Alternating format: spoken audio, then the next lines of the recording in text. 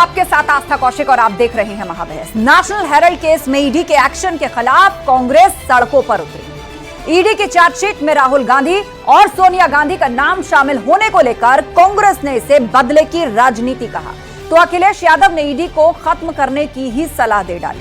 अखिलेश यादव ने कहा कि ईडी की जरूरत ही नहीं है, तो बीजेपी ने पलटवार किया कि ये लोग देश में लूट का अधिकार चाहते हैं। इस पूरे माहौल के बीच सवाल ये कि आखिर क्यों अखिलेश यादव ईडी को खत्म करना चाहते हैं और भ्रष्टाचार की जांच पर विपक्ष को क्यों सियासी आंच लगती है। इस पर आज की महाबहस करेंगे। पहले रिपोर्ट देखिए।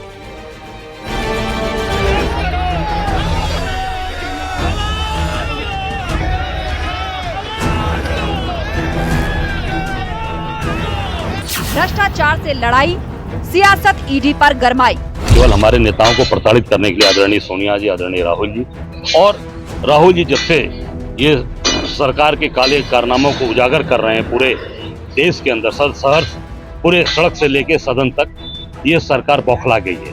कांग्रेस पर ईडी का एक्शन, अखिलेश को टेंशन। कांग्रेस ने ईडी बनाई थी और आज ईडी की वजह से ही उन्हें भी परेशानी का सामना करना पड़ा है। तो मैंने यही कहा था कि बहुत सारे इकोनॉमिक ऑफेंसेस को देखने के लिए संस्थाएं हैं, इनकम टैक्स डिपार्टमेंट है और भी ऑफेंसेस देखने के लिए संस्थाएं हैं। ईडी की जरूरत क्या है? ईडी जैसे विभाग को समाप्त कर देना चाहिए। ईडी को खत्म क्यों करना चाहते हैं अखिलेश यादव? क्या सवाल पूछते हैं ये लोग, परिवार के लोग?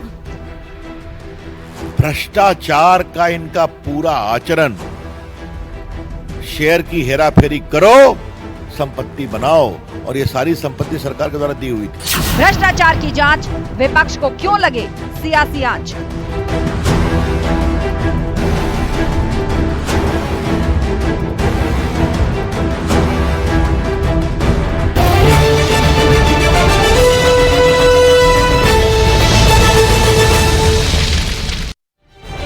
और वक्त महाबहस के सवालों का, जिन पर फोकस आज की पूरी डिबेट। तो पहला सवाल जो आपके सामने रख रहे हैं, जो सभी पैनलिस्ट से पूछा जाएगा, वो ये कि भ्रष्टाचार की लड़ाई, सियासत ईडी पर गरमाई।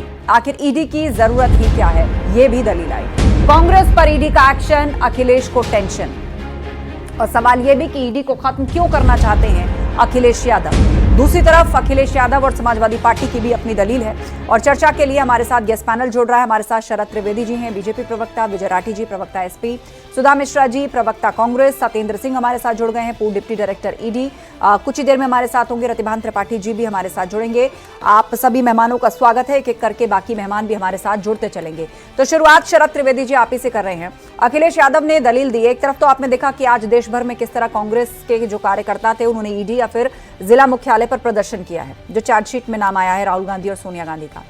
अखिलेश यादव ने यह कहा है कि जब एजेंसीज के अंदर इकोनॉमिक ऑफेंसेस को डील करने के लिए पहले से विंग्स हैं, तो ईडी की देश को जरूरत ही नहीं थी। आस्था जी, सबसे पहले तो इसका टेक्निकल एस्पेक्ट हम देख लेते हैं कि ईडी को लाने की जरूरत क्यों पड़ी। क्योंकि फॉरेन, ये पहले आया था फेरा, फॉरेन एक्सचेंज रेगुलेशन एक्ट, उसके बाद अब आया है फॉरेन एक्सचेंज मैनेजमेंट एक्ट।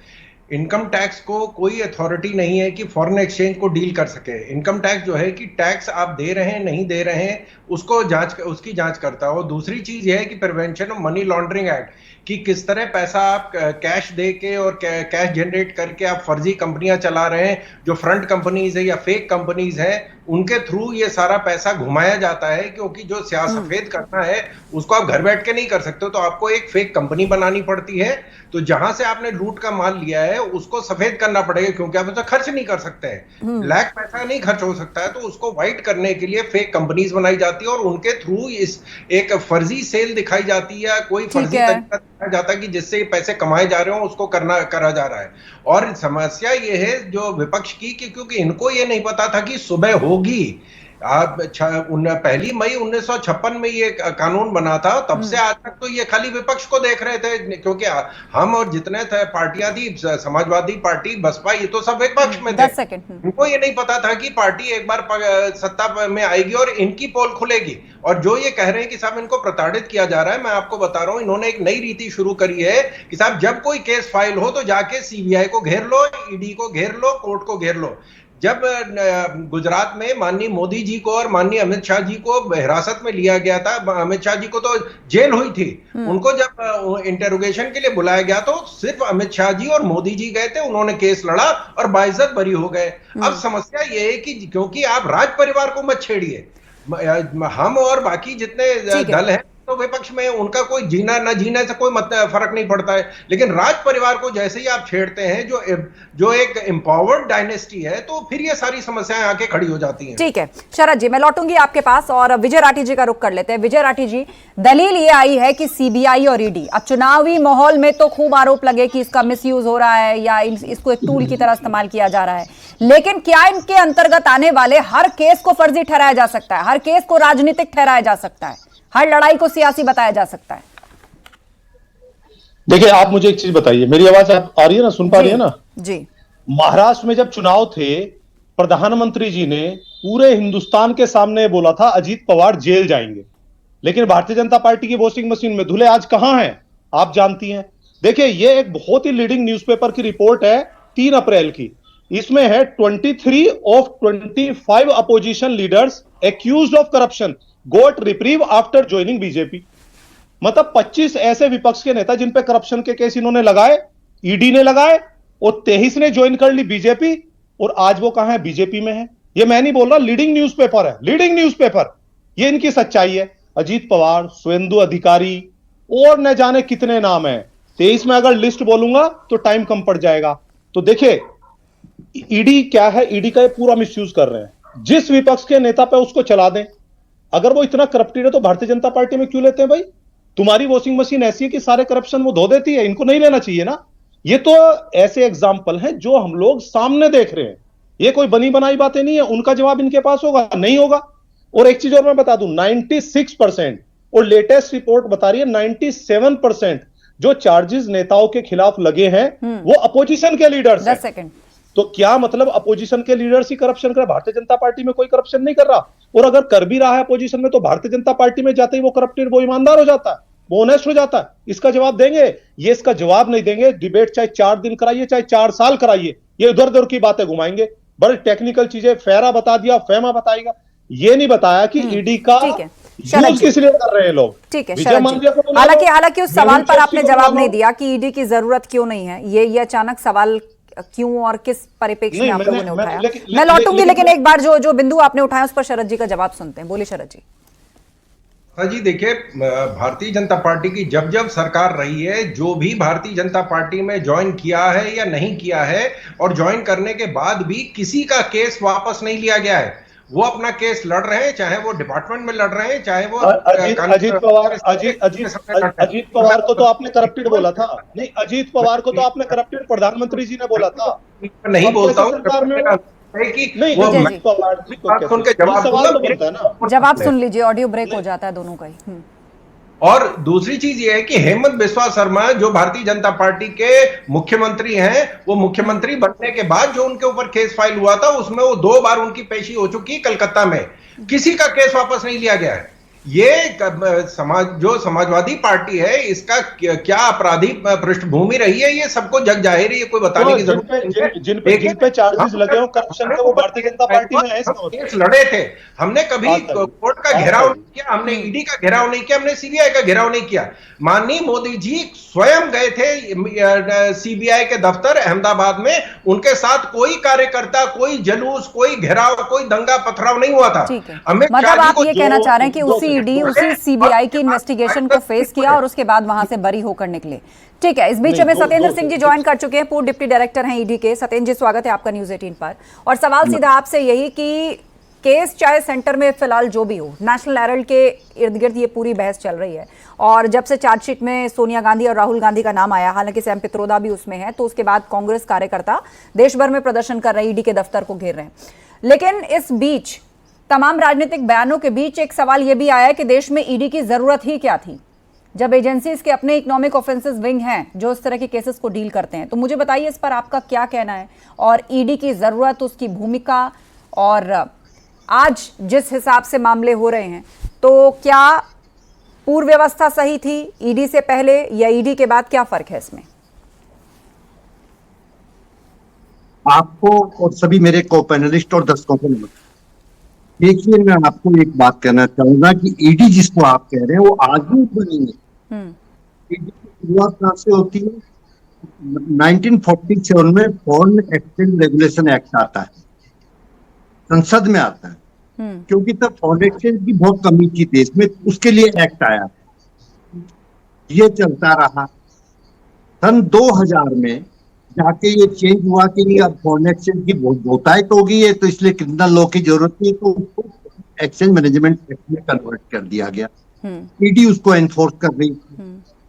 उसके बाद ये जो पीएमएलए एक्ट आया है, ये देखिए अंतर्राष्ट्रीय संधियों के तहत आया है, ये किसी ने बनाया नहीं है।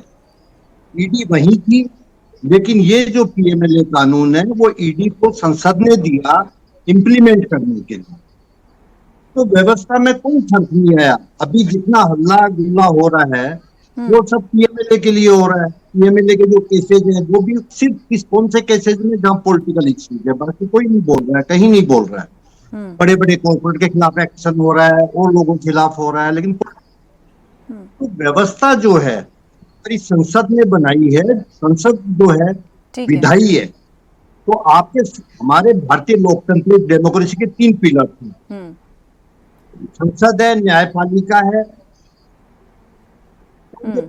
आप ये सोचिए कि संसद ने बनाया तो इसमें व्यवस्था में कहाँ सवाल खड़ा हो गया? क्या किसी एक पार्टी के या किसी कुछ लोगों के खिलाफ कार्रवाई होने से पूरी संस्था के ऊपर ही सवाल उठा दिया जाएगा? तो क्या कोई मैकेनिज्म नहीं रहेगा हमारे देश में जो ये मनी लॉन्ड्रिंग के अपराध होते हैं जो अंतर्राष्ट्रीय संधि के तहत है? ठीक है, तो क्या ईडी की जगह किसी और को दे दिया, ईडी का नाम बदल दे, क्या फर्क पड़ेगा? मुझे तो सवाल ही बड़ा था, मतलब अप्रासंगिक है। चलिए ठीक है सत्येंद्र जी, लेकिन इस बीच एक सवाल यह भी है कि आखिर ईडी को जब बनाया गया और वर्तमान समय में इसकी भूमिका को लेकर बहुत सारे ऐतराज भी जताए गए, उसको घेरा गया, उसको कहा गया कि भाई टूल की तरह इस्तेमाल कर रही है एक पार्टी या सरकार, उसका बहुत तरह के आरोप भी ईडी पर लगे। आगे मैं आपके पास लौटूंगी और जानूंगी कि क्या वजह है कि ये इस तरह के पॉलिटिकल आरोपों में घिर गई, या क्या उनको सिर्फ पॉलिटिकल आरोप कहा जा सकता है। सुधा मिश्रा जी भी हमारे बीच में है, कांग्रेस की प्रवक्ता। सुधा जी, अब बीजेपी कह रही है कि लूट मचाने का अधिकार चाहते हैं, और आप लोग जिस तरीके से ईडी का दफ्तर घेर रहे हैं या जिला मुख्यालय घेर रहे हैं, उस पर बीजेपी का यह कहना है कि जो वर्तमान में देश के प्रधानमंत्री हैं, जो वर्तमान में देश के गृह मंत्री हैं, उन्होंने भी तक इन्वेस्टिगेशन फेस की है, लेकिन कभी ईडी का दफ्तर घेरा नहीं जाकर किसी कार्यकर्ता ने।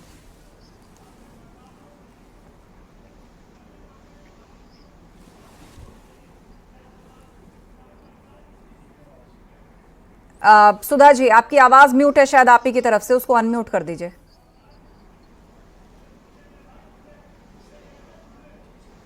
ठीक है, चलिए लौटेंगे, फिलहाल आपकी ऑडियो नहीं आ रही है, लेकिन शरद त्रिवेदी जी हमारे बीच में हैं। शरद जी, आखिर ईडी को खत्म करने की जो बात है, या जो ईडी के रेलेवेंस या इररेलेवेंस को लेकर सवाल उठाया जा रहा है, वैसे तो हमारे साथ पूर्व डिप्टी डायरेक्टर हैं, उन्होंने एक्सप्लेन किया कि आखिर क्यों जरूरत पड़ी, किस तरह इंटरनेशनल मामले हैंडल करने के लिए, बड़ी बड़ी मनी लॉन्ड्रिंग केसेस के लिए, लेकिन आरोप भी सरकार पर और बीजेपी पर लगा कि भाई इसका तो आप लोग इस्तेमाल करते हैं, खासतौर पर चुनावों में हमने देखा। और यही आरोप अब कांग्रेस पार्टी लगा रही है जब से चार्जशीट में नाम आया राहुल गांधी और सोनिया गांधी का। देखिए, पिछले 30 साल में जितने भी केस इस तरह के फाइल हुए हैं उसमें भारतीय जनता पार्टी का कोई रोल नहीं है। और ये भी जो केस एजीएल के अगेंस्ट फाइल हुआ है और जिसमें राज परिवार जुड़ा हुआ है, वो केस भारतीय जनता पार्टी के सत्ता में आने से 1 साल पहले 2013 अक्टूबर में शायद ये फाइल किया गया था केस। कनिमोरी जी पे जो केस फाइल हुआ था वो कांग्रेस के समय में हुआ था। जो सुरेश कलमाडी पे केस फाइल हुआ था कांग्रेस के समय में हुआ था। लालू जी के ऊपर केस फाइल हुआ जिसमें वो जेल गए थे, उनको सजा भी मिली, वो कांग्रेस के अंडर में फाइल हुआ था। माननीय मुलायम सिंह जी ने 2007 में खुद कहा था कि कांग्रेस से जेल कराना चाहती है। और ये कांग्रेस पार्टी देखिए, जीप से लेके जीजाजी तक 48 में जीप इंपोर्ट का ऑर्डर हुआ था जिसमें 1500 जीपें आनी थी, जिसमें 100 जीपें आई थी जो वो भी पुरानी आई थी। उससे जीप से लेके जीजाजी तक जितने स्कैम हुए हैं, और इनको उजागर करने वाले भी इन्हीं के लोग हैं। माननीय पूर्व प्रधानमंत्री इंदिरा जी के पति परमेश्वर फिरोज गांधी जी ने खुद कहा था कि हरिदास मुंद्रा जो कांग्रेस को डोनेशन देते थे उनको बचाने के लिए एलआईसी के फंड को इस्तेमाल किया गया था। ये हमने नहीं कहा है, ये इनके विजय जी, क्योंकि अब सुधा जी भी जुड़ गए हमारे साथ, लेकिन विजय जी आप कुछ कहना चाह रहे हैं। देखिए, शरद त्रिवेदी जी कितने आराम से बैठ के देश के प्रतिष्ठित चैनल पर झूठ बोल जाते। जैसे मैंने बताया, बीजेपी की जो वॉशिंग मशीन है, 2019 में अजीत पवार पे केस रजिस्टर्ड हुआ, 2021 में 65 करोड़ की उनकी संपत्ति अटैच करी ईडी ने।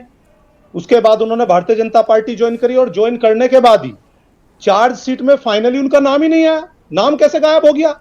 मतलब सब कुछ चल रहा है, एक्यूज्ड बना रखा है, सारी चीजें चल रही है, और बीजेपी से जैसी बात चल रही है, गठबंधन हो रहे हैं, तो उनका नाम ही गायब हो गया। मतलब देश को इतना गुमराह तो मत करो। वो सही बात है, वॉशिंग मशीन कहां से लाए हो हम नहीं जानते, कि सारे करप्टेड उसमें से निकलते हैं और उधर बिल्कुल साफ होके निकलते हैं। मैंने बताया ना, 25 में से 23 जो करप्टेड वाले थे नेता, उनके केस वापस हो चुके। वही कुल मिलाकर कि आप पॉलिटिकल इस्तेमाल करने का आरोप लगा रहे हैं। ठीक है, मैं लौटूंगी।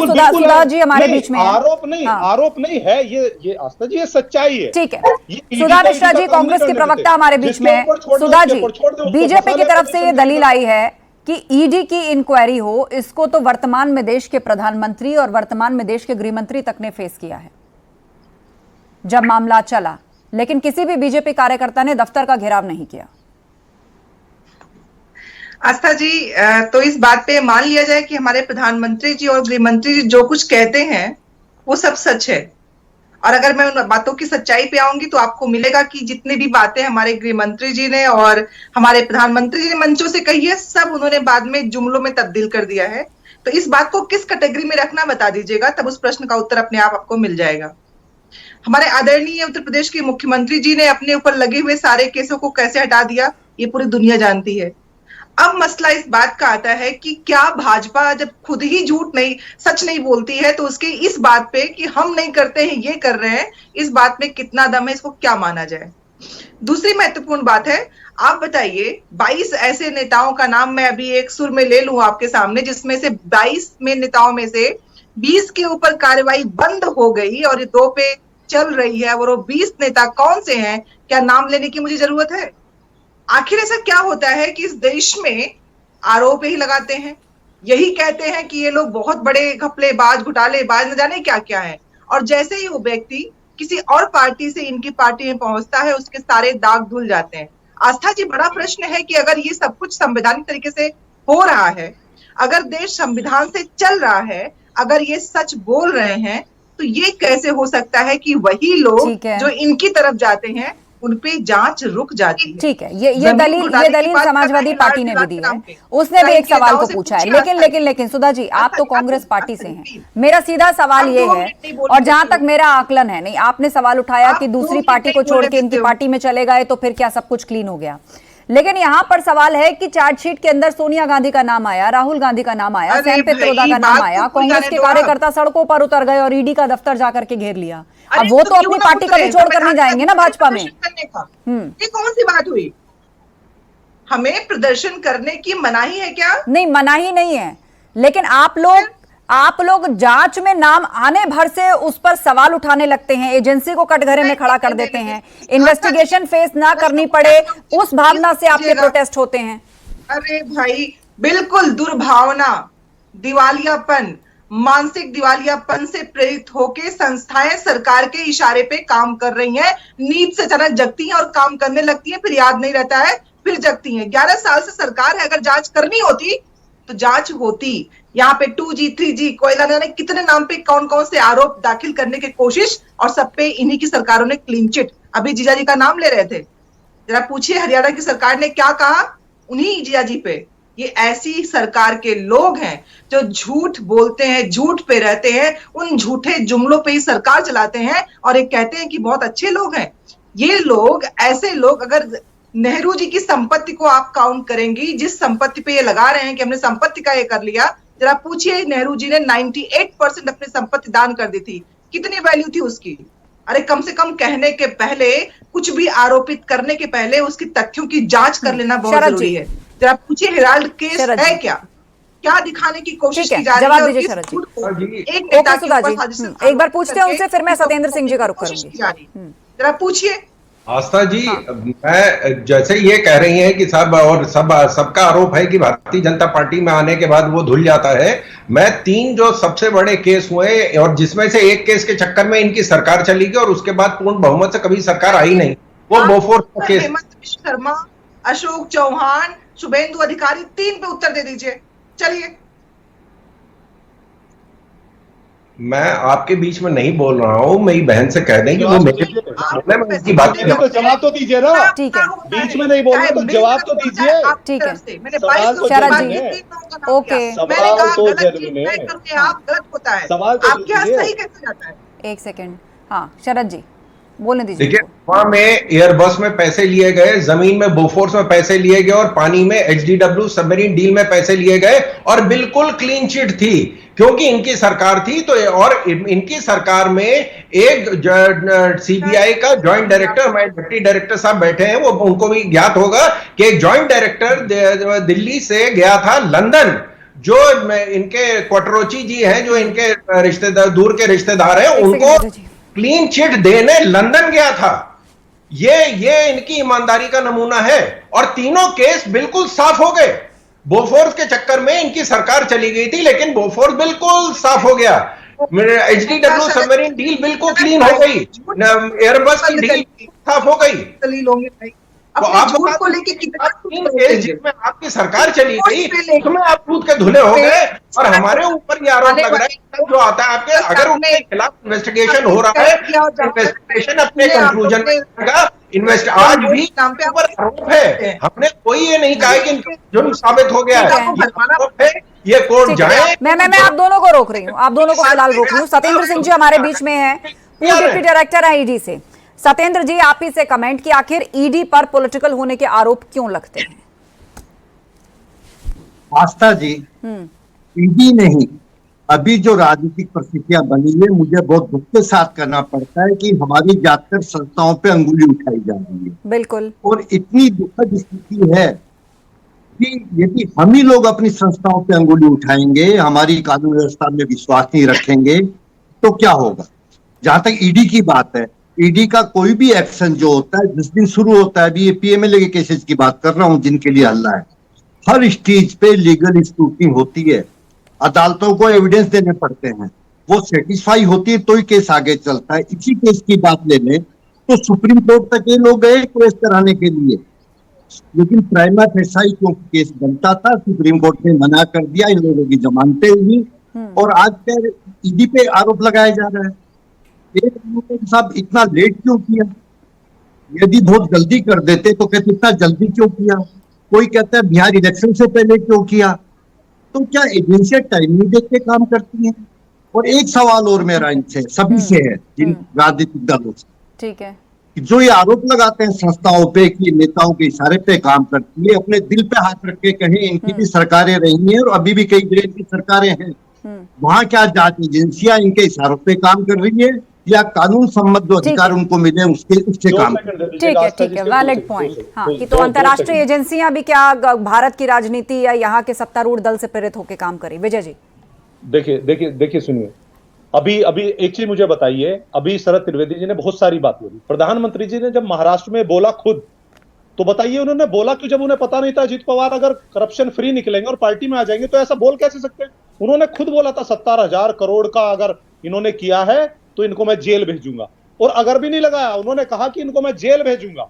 तो अगर वो करप्शन फ्री थे, बीजेपी में आ गए वॉशिंग मशीन में धुल के, तो बोला क्यों पहले? और अगर बोला तो फिर बीजेपी में कैसे आ गए? ये किसी को कुछ भी बोल सकते हैं, किसी बात पे तो जवाब दे। शरद त्रिवेदी जी जवाब ही नहीं देंगे, शरद त्रिवेदी नहीं, उनका नाम ही नहीं लेंगे, इर्द गिर्द घूमेंगे लेकिन उन पे जवाब ही नहीं देंगे। सत्येंद्र जी ने अभी एक बिंदु सत्येंद्र जी ने उठाया, मैं चाहूंगी उस पर भी आप लोग बात करें। शरद जी।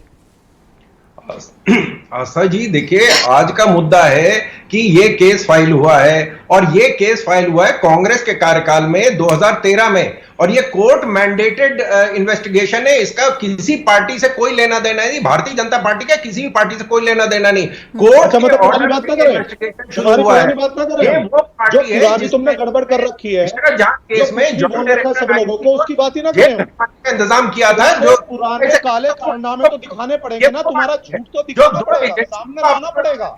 जो झूठ तुमने बोला, जिसको करप्शन के चार्जेस बता के अपनी पार्टी में ले लिया, उसे साफ करके गंगा जल छिड़क के वो कारनामे तो आपके जनता के सामने लाने पड़ेंगे। शरद जी, इतना झूठ नहीं चलेगा। ऐसे लोग नहीं बैठे हैं कुछ भी अच्छा बोलोगे ठीक और देश है, को- हमारे बीच वो में रतिभान कारनामे त्रिपाठी जी भी बताने ज्वाइन पड़ेंगे कर आपको चुके हैं, सब थोड़ा लोग। लेट जुड़े हैं, उनकी भी बात सुन लेते हैं। रतिभान जी, इस पूरे मामले पर एक बार फिर से आर पार है और हर बार की तरह ईडी कटघरे में कि इसका मिसयूज हो रहा है। नहीं, बेईमानी भ्रष्टाचार और फिर ईडी कटघरे में खड़ी हुई तो अलग बात है। अखिलेश यादव जी उस कांग्रेस पर चार्ज फ्रेम कर रहे हैं, आरोप लगा रहे हैं जिसके साथ वो गठबंधन में हैं। यानी कांग्रेस ने गलती की थी ईडी बनाकर, ऐसा उनका कहना है। ये तो बड़ी अजीब सी बात है। कांग्रेस की ओर से ऐसा कोई जवाब आया नहीं है, तो क्या तमाम संस्थाओं को बंद कर देना चाहिए? अगर सीबीआई ने जांच की है तो उसको बंद कर देना चाहिए। अगर इनकम टैक्स विभाग जांच करा उसको भी खत्म कर देना चाहिए। किस किस को खत्म कर देंगे? क्या भ्रष्टाचार को खत्म करने के लिए सारी संस्थाओं को खत्म कर देंगे? भ्रष्टाचार को बनाए रखने के लिए क्या संस्थाओं को खत्म कर देंगे? विजय जी उसके बाद थोड़ा सा दिमाग रहेगा। अगर कोई बात आ जाए तो अच्छी बात है, अगर ठीक है बात ना आए विजय जी बोलिए। तो इस संस्था को खत्म कर देनी चाहिए। बड़ी विचित्र सी बात है, लेकिन ठीक है, राजनीति के लोग हैं, राजनीति की मंडी बड़ी मेरे पास जरूरी समय कम है, है। मुझे वाइंड इस मंडी में सदमे मजरा बोलिए। रवि भान जी, माननीय अखिलेश यादव जी ने इसलिए बोला कि ईडी का मेन फंक्शन समझिए, enforcing laws against financial crimes and money laundering. तो जब वो काम अपना नहीं कर रही है, इसलिए उन्होंने बोला कि उसको बंद कर देना चाहिए। वो विपक्ष के नेताओं के पीछे वो मनी लॉन्ड्रिंग और फाइनेंशियल क्राइम के केस रजिस्टर। शरद त्रिवेदी जी, आप अपने हिसाब से इंटरप्रेट कर रहे हैं, पॉलिटिकली जो सूट कर रहा है उस तरह से तोड़ मरोड़ रहे हैं, ये दलील है। बोलिए, लास्ट कमेंट। आस्था जी, ये कोर्ट और ईडी के बीच की कहानी है, इसमें पार्टी या सरकार का कोई लेना देना नहीं। कोर्ट के मैंडेटेड है, मैं बार बार इस बात को कह रहा हूं कि कोर्ट के ऑर्डर से ही इन्वेस्टिगेशन हो रहा है। और ये जो कोर्ट का ऑर्डर था, ये 2013 का ऑर्डर है।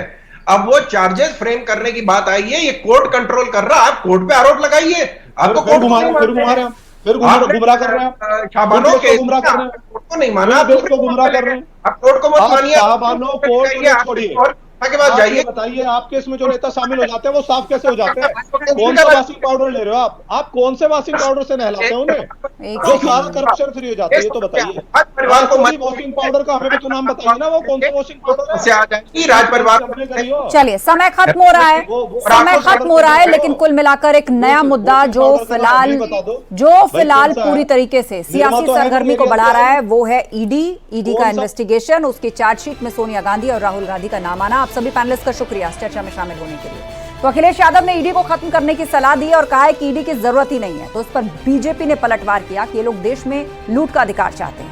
पूरे माहौल के बीच सवाल यह कि आखिर क्यों अखिलेश यादव ईडी को खत्म करना चाहते हैं और भ्रष्टाचार की जांच पर आखिर विपक्ष को क्यों सियासी आंच लगती है। महाबहस में इतना ही। खबरें जारी हैं, बने रहिए हमारे साथ।